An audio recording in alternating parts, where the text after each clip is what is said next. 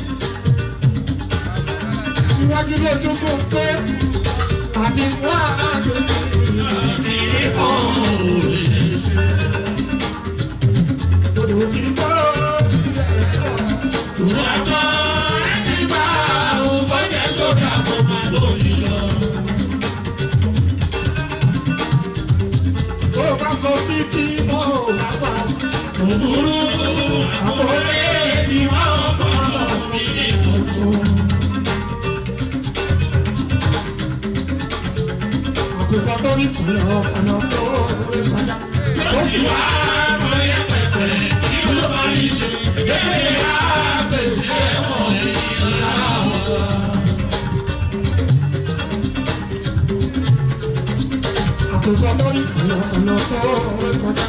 Lóṣù wa kọ́ yẹ pẹ̀pẹ̀ kí ló wá rí ṣe. Èyí wá pèsè ọ̀rẹ́ ìlà ọ̀rọ̀. Àwọn ni wọ́n ló kọ́ òun ló ṣe sọ́kọ́. Àgbẹ̀ wa ní ìbàdàn ọjọ́ ìlà wò wá. Wàhálà gbọ́ olóhùn bí ọ̀dẹ̀ tó bá délé o. Ìbà ń ṣe é. Ìbà bá o. Ìbà ń ṣe é.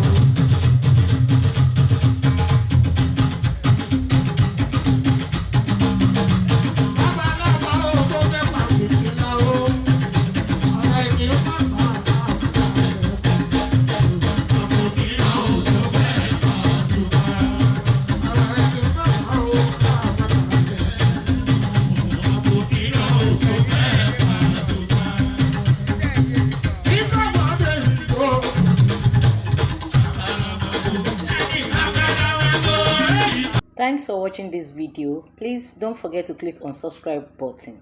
Kindly comment and share. We drop new videos daily. Thank you. God bless you.